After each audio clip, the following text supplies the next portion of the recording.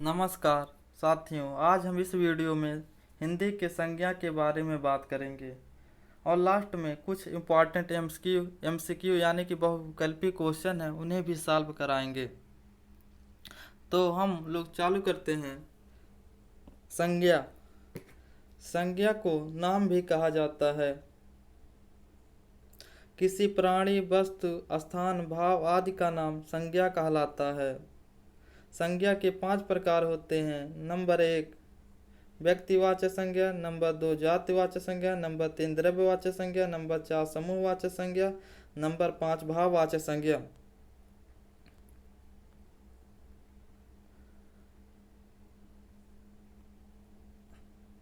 Note: अर्थ के आधार पर संज्ञा के 5 भेद होते हैं तथा व्युत्पत्ति के आधार पर संज्ञा के 3 भेद होते हैं, जो कि मोस्ट इम्पॉर्टेंट है।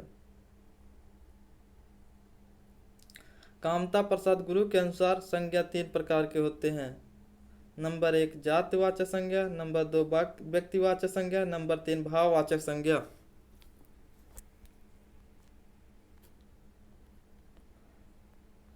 इसमें द्रव्यवाचक संज्ञा को जातिवाचक संज्ञा में और समूहवाचक संज्ञा को व्यक्तिवाचक संज्ञा में रखा गया है।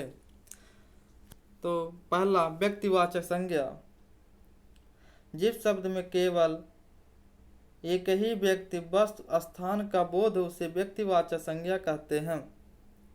जैसे व्यक्तियों का नाम राम, श्याम, मुकेश, दिनेश, महेश आदि तक। दिशाओं के नाम पूरब, पश्चिम, उत्तर, दक्षिण आदि। देशों के नाम भारत, चीन, पाकिस्तान, अमेरिका, सूडान आदि। नदियों का नाम गंगा, यमुना, घाघरा आदि। महासागरों के नाम प्रशांत महासागर, हिंद महासागर, अटलांटिक महासागर आदि। पर्वतों का नाम रॉकी, एवरेस्ट, यूराल आदि पर्वत। दिनांकों का नाम सोमवार, मंगलवार, बुधवार आदि। महीनों का नाम जनवरी, मार्च, अप्रैल, मई आदि। त्योहारों का नाम दिवाली, मुहर्रम आदि। पुस्तकों का नाम हिंदी, गणित, अंग्रेजी, विज्ञान, भूगोल इत्यादि। समाचार पत्रों का नाम Dainik Jagran, Hindustan Times of India, the Hindu इत्यादि। दूसरा है जातिवाचक संज्ञा।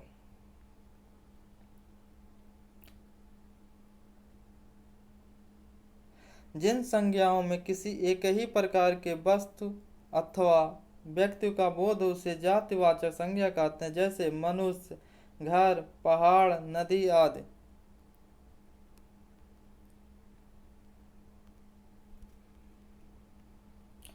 अगला है तीसरा समूहवाचक संज्ञा।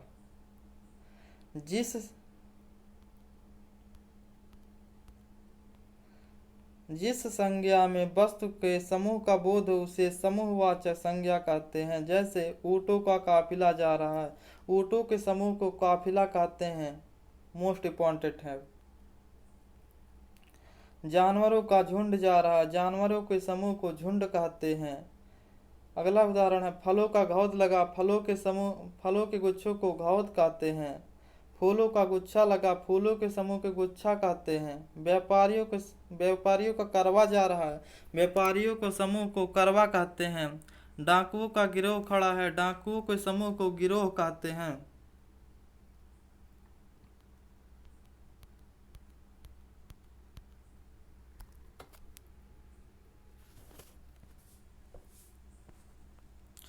राजा का लश्कर जा रहा है, राजा जब चलते हैं तो उनका लश्कर जाता है। सैनिकों का जत्था जा रहा, सैनिकों के समूह को जत्था कहते हैं। भाववाचक संज्ञा।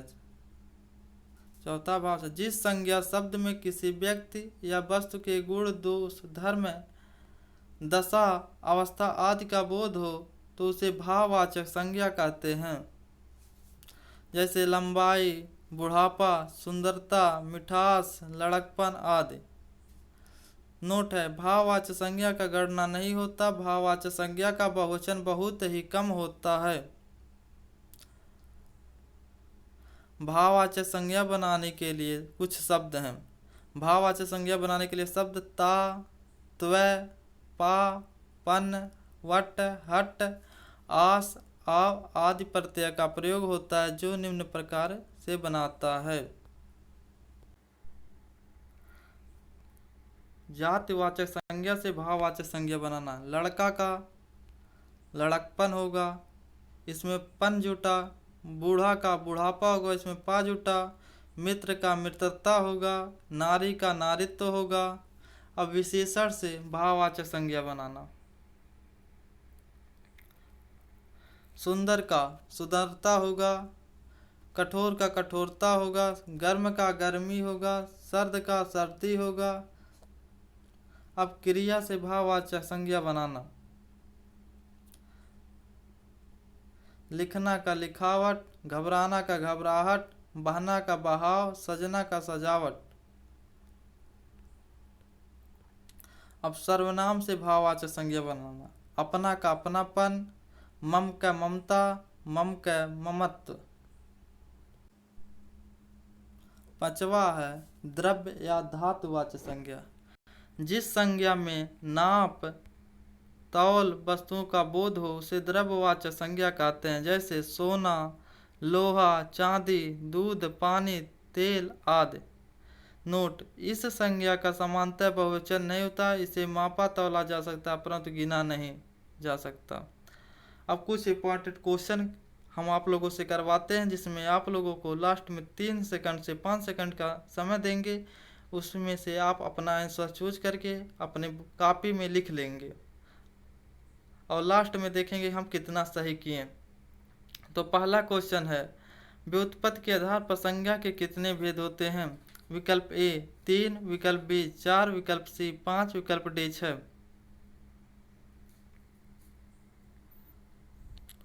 तो इसका आंसर विकल्प ए 3 होगा। अगला क्वेश्चन है, निम्नलिखित में संज्ञा का उदाहरण नहीं है।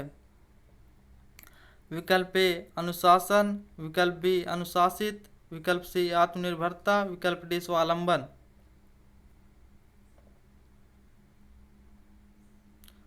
तो इसका आंसर विकल्प बी अनुशासित होगा। अगला क्वेश्चन है, पशुता शब्द का उदाहरण है। विकल्प ए व्यक्तिवाचक संज्ञा, विकल्प बी द्रव्यवाचक संज्ञा, विकल्प सी भाववाचक संज्ञा, विकल्प डी संख्यावाचक संज्ञा।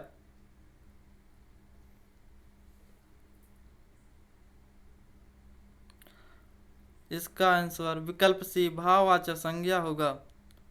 अगला क्वेश्चन है, रामायण किस प्रकार की संज्ञा है? विकल्प ए व्यक्तिवाचक संज्ञा, विकल्प बी जातिवाचक संज्ञा, विकल्प सी समूहवाचक संज्ञा, विकल्प डी द्रव्यवाचक संज्ञा।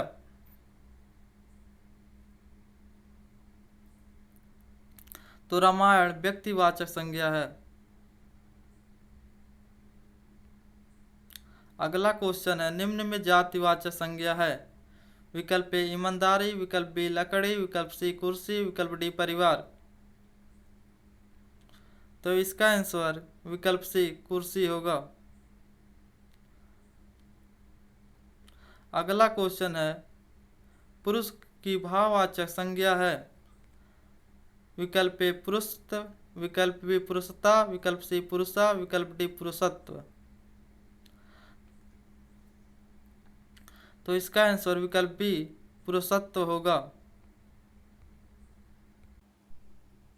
अगला क्वेश्चन है, कौन सी संज्ञा व्यक्तिवाचक है? विकल्प ए गाय, विकल्प बी पहाड़, विकल्प सी यमुना, विकल्प डी आम। तो इसका आंसर विकल्प सी यमुना होगा। राष्ट्र की भाववाचक संज्ञा है। विकल्प ए राष्ट्रीय, विकल्प बी राष्ट्रीय, विकल्प सी राष्ट्रीयता, विकल्प डी सौराष्ट्र। तो इसका आंसर विकल्प सी राष्ट्रीयता होगा। अगला क्वेश्चन है, निम्न में द्रव्यवाचक संज्ञा है। विकल्प ए वर्षा, विकल्प बी नदी, विकल्प सी तिलक, विकल्प डी पानी। इसका आंसर विकल्प डी पानी होगा। अगला क्वेश्चन है, बूढ़ा शब्द का भाववाचक संज्ञा रूप है। विकल्प ए बुढ़ापा, विकल्प बी बूढ़ापा, विकल्प सी बूढ़ापन, विकल्प डी बूढ़ापन। तो इसका आंसर विकल्प डी बूढ़ापन होगा। ये अगले चैप्टर शब्द का क्वेश्चन आ गया है। संकर शब्द का क्या अर्थ है? विकल्प ए तत्सम, विकल्प बी तद्भव, विकल्प सी विदेशी, विकल्प डी दो भाषाओं के शब्दों से बना शब्द। तो इसका आंसर विकल्प डी दो शब्दों से मिलकर बना शब्द होगा। अगला क्वेश्चन, निम्नलिखित में से कौन सी भाववाचक संज्ञा है? विकल्प ए भारत, विकल्प बी लड़का, विकल्प सी मित्रता, विकल्प डी पेड़। इसका आंसर विकल्प सी मित्रता होगा। अगला क्वेश्चन है, गरीबों की सहायता करो, गरीब शब्द क्या है? विकल्प ए विशेषण, विकल्प बी विशेष, विकल्प सी जातिवाचक संज्ञा, विकल्प डी भाववाचक संज्ञा।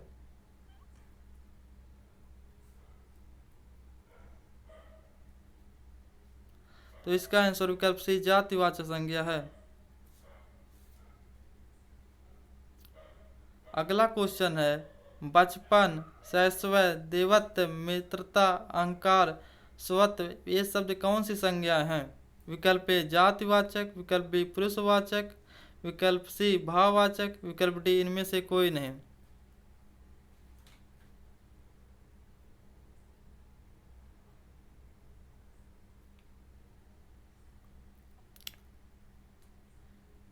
इसका आंसर विकल्प सी भाववाचक संज्ञा होगा।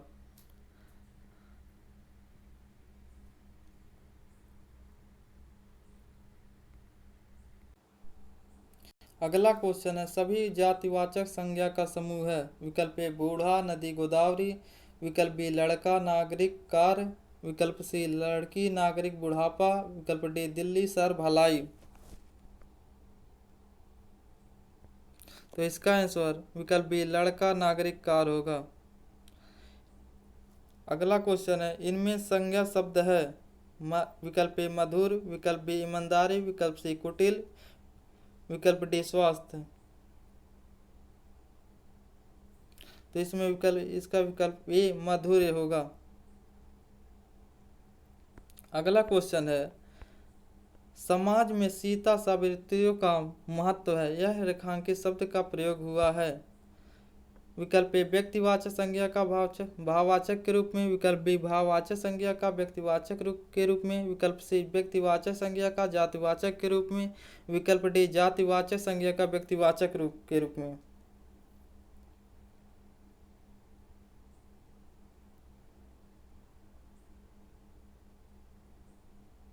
तो इसका आंसर विकल्प डी जातिवाचक संज्ञा का व्यक्तिवाचक के रूप में है। अगला क्वेश्चन है, जातिवाचक संज्ञा से भाववाचक संज्ञा के निर्माण का सही उदाहरण है। गर्म, गर्मी, बी घबराना, घबराहट, विकल्प सी लड़का, लड़कपन, विकल्प डी दूरी, दूरी।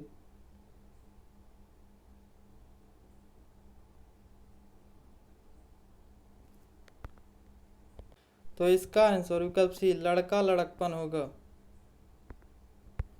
अगला क्वेश्चन है,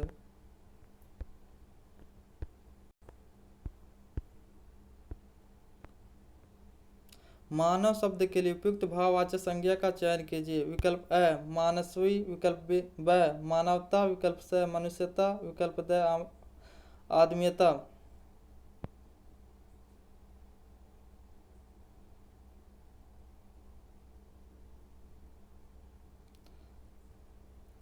तो इसका में भाववाचक संज्ञा विकल्प ब मानवता होगा। अगला क्वेश्चन है, जातिवाचक संज्ञा शब्द है। विकल्प है डॉक्टर, विकल्प है कामायनी, विकल्प स सुशील, विकल्प द बचपन।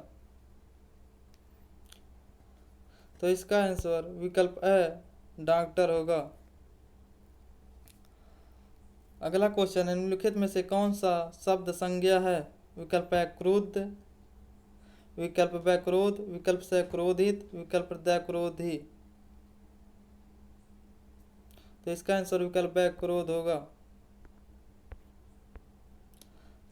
अगला क्वेश्चन है, निम्नलिखित में जातिवाचक संज्ञा है।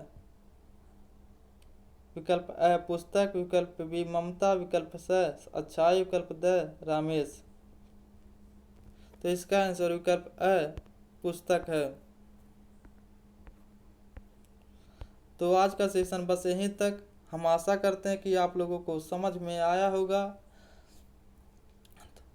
इस चैनल को like and subscribe and share करें। धन्यवाद।